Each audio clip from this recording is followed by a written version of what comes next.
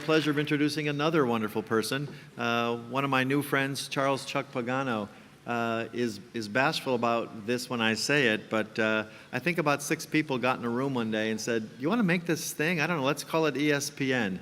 And they made it. And he supplied most of the brains behind that, I have to say. So I'll read the official introduction, but we're about to hear from somebody who's a pioneer in his field, was the technological and creative brains in some ways behind ESPN, and now I think is a member of about 6 different halls of fames, sports and broadcasters and technology and on, and I'm just hoping to get one someday.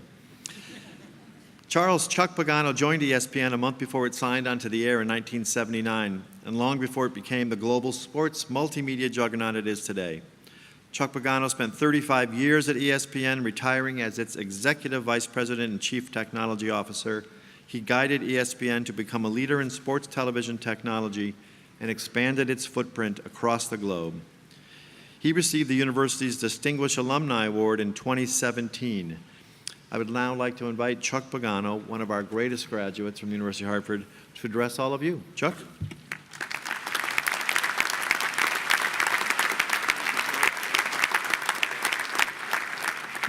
Thank you for that eloquent introduction. None of it's true, of course, but I did have the honor of working there 35 years. I'm considered a pioneer because there was only 20 of us at ESPN when we launched. And the one thing I'm most proud of is the fact that I gave Chris Berman his nickname Boomer, and he gives me credit for it every time he's asked a question. Congratulations to all the graduates today at this 2018 commencement here at the University of Hartford. It's an honor, a privilege, and I'm humbled to be included in this event today. I received my Bachelor of Science in Electrical Engineering in 1984, and I got my Master's of Science in Organizational Psychology in 2007. Yeah, excellent training.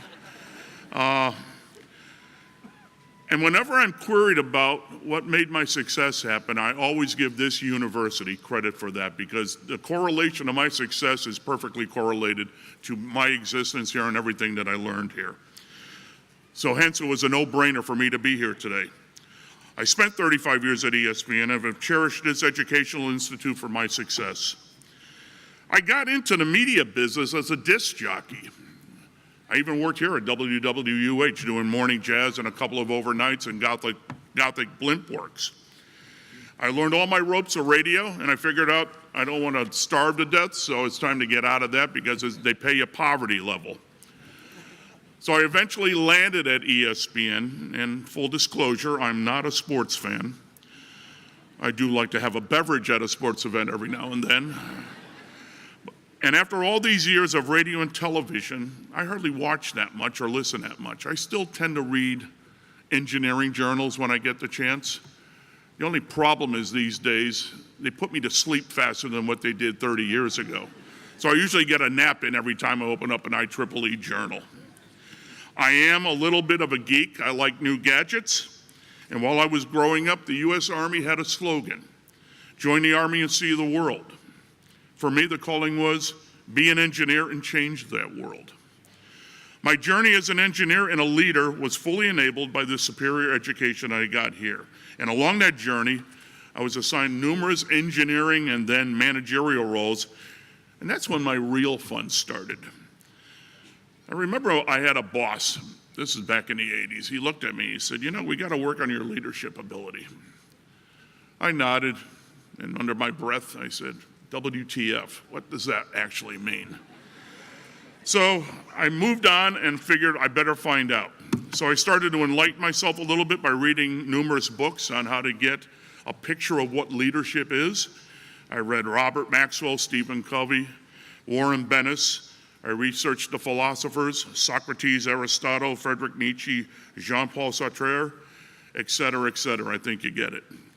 Well, being a geek, and I am still a geek, I turned to a leadership philosopher from a galaxy far, far away and studied the leadership lessons from a very great servant leader, Yoda, from the Star Wars claim.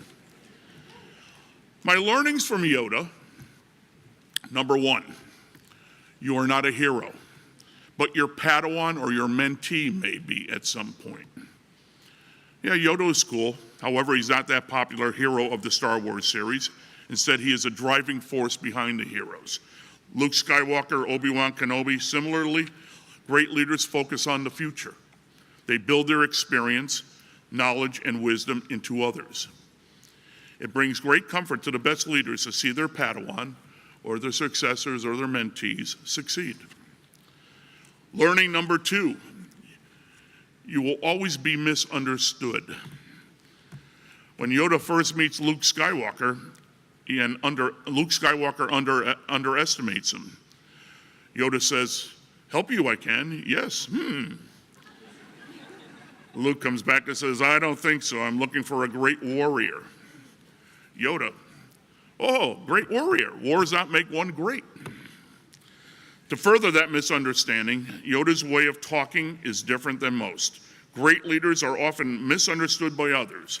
The servant leader's emphasis on service over power and humility over vanity goes against the popular notion. You may not be tiny, green, ancient, speak funny, but you will be misunderstood, guaranteed. Learning number 3, if you're not careful, you may produce a Darth Vader. Yoda expresses concern about young Anakin Skywalker. Sure enough, the worst fears come true, and Anakin becomes Darth Vader. Great leaders have a great deal of accountability when mentoring and raising the future generations in front of them. Use care in when selecting, mentoring, and promoting. Learning number 4, you have to live in the swamp. Yoda lived in the Dagobah system when Luke Skywalker finds him. The swamp is full of mud, muck, grime, and filth. Sounds like Washington, D.C. a little bit. The home of Yoda is a tiny mud hut, not the White House. Yoda's home, great leaders do not live in an ivory tower. To the contrary, they invest a lot of time in the thick of things. In serving their stakeholders, great leaders are not afraid to get their hands dirty and mucky. Number 5, your work is never over. Yoda was over 900 years old when he met Luke. In fact, even after he died, he still lived in the spiritual sense as a coach. Great leaders understand that the work is never really done. Work-life alignment is important, but the work is unending. Number 6, sometimes you just have to kick evil's butt yourself. Ancient by human terms, but still spirited by the full force of the Force, Yoda knows when he must pick up the lightsaber and do battle himself. Great leaders focus on building others to extend that culture of service and the positive influence of their purview and organizations that they serve. However, when necessary, leaders who serve are not afraid to join in the hand-to-hand combat of that organization. Number 7, it's all up to you. Like Yoda, great leaders understand the future is up to them. If Yoda had not gone into the exile in Dagobah, patiently waiting for the right opportunity, all could have been lost. Yoda was the last hope for the people against the dark force. He had to train Luke to conquer the Emperor and Darth Vader. Similarly, it's up to you as a great leader to conquer the toxic leadership in so many societies and organizations that we are fraught with today. My takeaway, I needed to keep exploring and learning. I needed to ensure that I encourage creativity and innovation by listening to the advice of people of vastly different opinions. I needed to occasionally get down into the trenches with the members of my team so that we understood the needs and earned their trust and loyalty. I needed to understand the psychology of our competitors and also learn to radically change course when circumstances dictated. So my charge out to each and every one of you here today is simple. This world needs leadership at every corner of our existence.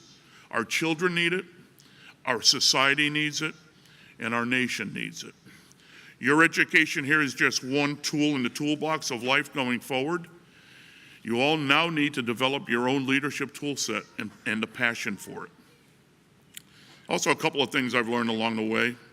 Be truthful and exhibit and to continue high ethical standards throughout your career.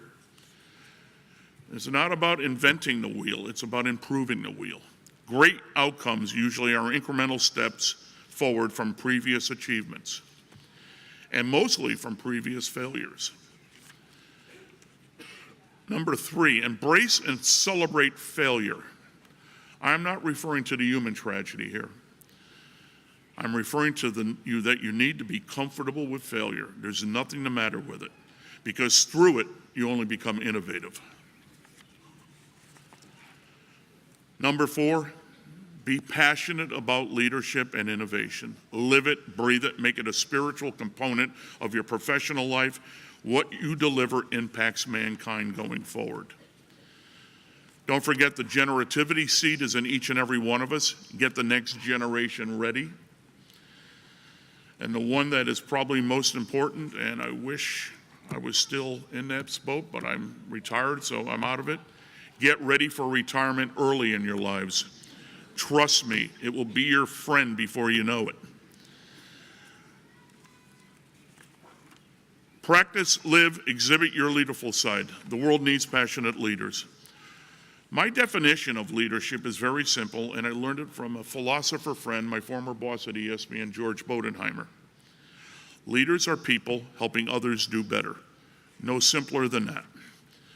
So I encourage you to find your definition, get going. The planet is begging and pleading for your leadership.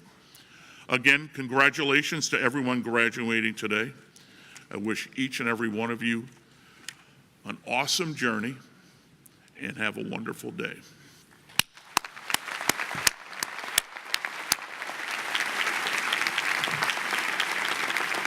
There is one special graduate today. I don't see him, but Lou Manzione, the Dean of the College of Engineering and Technology and Architecture, is graduating. He's moving on to a new assignment in New Jersey. And I just wanted to congratulate him and thank him for his friendship for these past 15 years. Thank you, everyone.